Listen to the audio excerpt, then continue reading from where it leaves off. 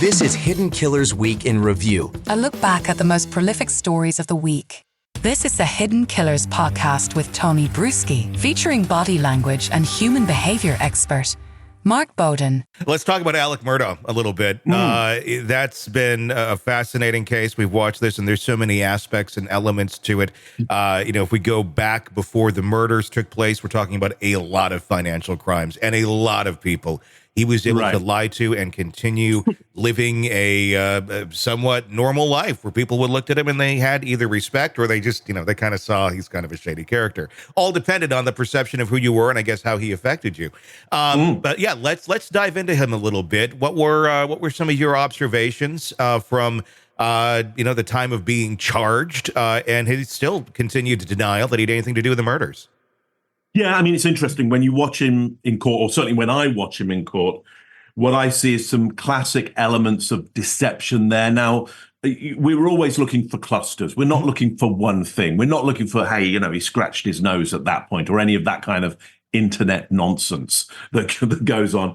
We're looking for, enough evidence that says it is so much more likely that he's being deceptive in this particular situation. And there's high risk. To this, he will, there's the potential here if he doesn't lie well, that he will spend a lot of time, in a prison somewhere. So look, we see indecisive, indirect movement when he's giving testimony in court. Think about being direct when somebody has a very clear idea of what they're saying, what happened. They can see it in their mind. Why? Because they did it. It's exactly how it turned out. And their body knows that to be true. Everything is very, very clear and direct. When there's conflicting stories, there's what they have to say went on, but then there's what's really went on. And there's the risk of, hey, people might be able to uncover that difference.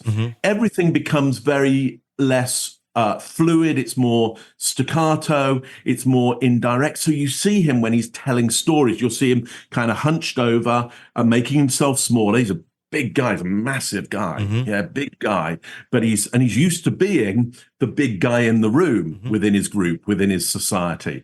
But now he's hunched over, he's more protective, his gestures are more indirect, they're less fluid, they're more staccato, he's minimized. We get things like more vocal clicks, which are these moments where you get this sound in the mouth before he starts to say something. So we've got more stress happening there. Now you might go, well, I mean, there's a lot of stress in the court. Yes, of course. Of course there is. But it's where those extreme peaks of stress come, what questions are asked, what stories are being told, what narrative, what information is being given across when the stress comes. So look, there's a lot in there, single shoulder shrugs we get a lot, which again is unconfident with the story that he's given. Look, if he lived it, if that's what happens, should be very, very direct, very, very fluid, very, very confident, maybe double shoulder shrugs of like, look, that's kind of the way it happened. You can try and look for another story, but that's the way it happened. But not the single shoulder shrug of, well, that's the way it happened. That's indecisive. That's asymmetrical. Anyway, I hope that makes sense to you, Tony. No, it does.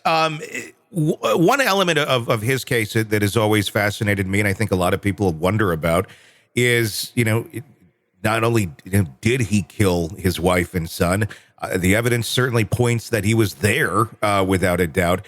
But was there somebody else involved? I mean, that's kind of the weird crux of his whole case. Of is he when he speaks, when he says, I don't have an exact quote in front of me, but essentially when he says, I didn't do this. This was not me.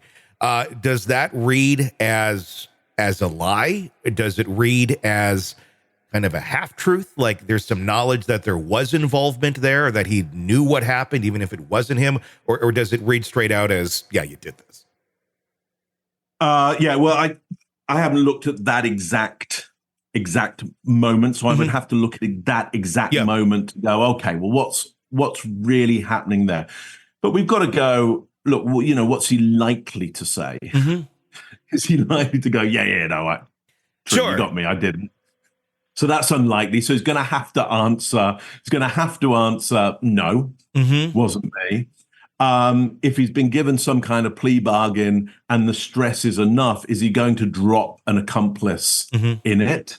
Yeah. That's possible. So why doesn't he do that? Yeah. Like, Why? Yeah. Why wouldn't you? And people could go, well, there may be some coercion from elsewhere, Sure. or there may be some moral compass around that. Well, hang on though. It sounds like, he's committed a number of crimes against, or certainly done things which his group, his society weren't good for them.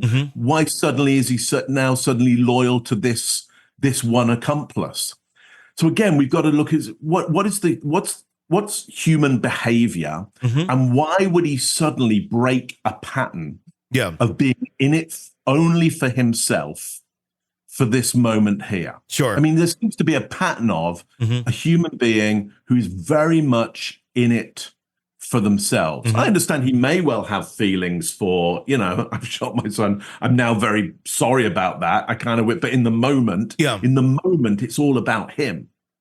Yeah. So why in that moment of somebody going, look, did anybody do this with you? Why at that moment does he suddenly get socially aware? Yeah. And go, oh no, hang on, there's a moral compass there. I mean, you don't drop your friends in it, do you? Yeah. Oh, so you do kill your family, but you don't drop your friends in it. So is it possible that there's an accomplice? Yeah. It's very possible. Probable though? Is it probable? No, it's not probable at all. Yeah. Because that would be a complete break in his in his usual patterns. Now, is this the time when he does that break in his patterns? Like, why? Why this time?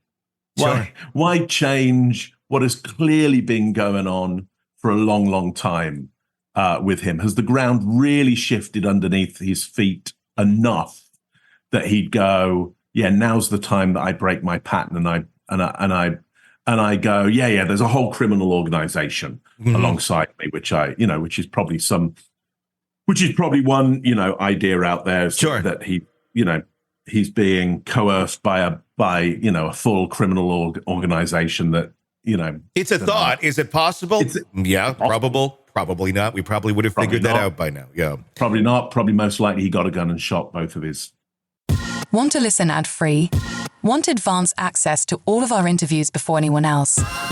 Become a True Crime Today Premium Plus subscriber on Apple Podcasts. You get every episode commercial-free. So you can binge on true crime until you can binge no more. Search True Crime Today Premium Plus on Apple Podcasts now, or go to our podcast page and sign up now. More of the Hidden Killers podcast next.